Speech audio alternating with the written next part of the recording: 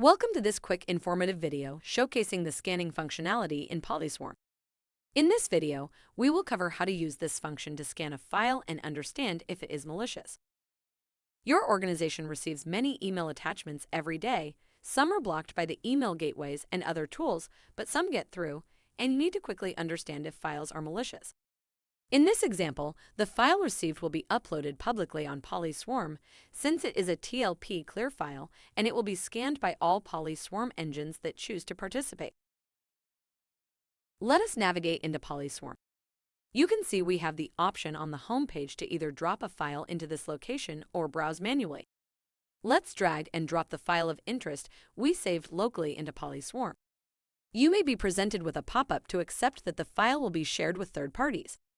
Once we complete the upload, the scan summary page will be displayed. As you can see, the file is currently being scanned by the participating engines.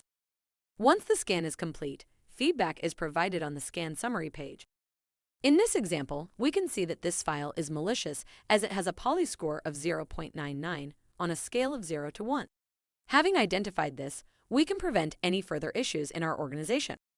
This page displays the engines that chose to participate in the scanning and each engine's verdict and feedback.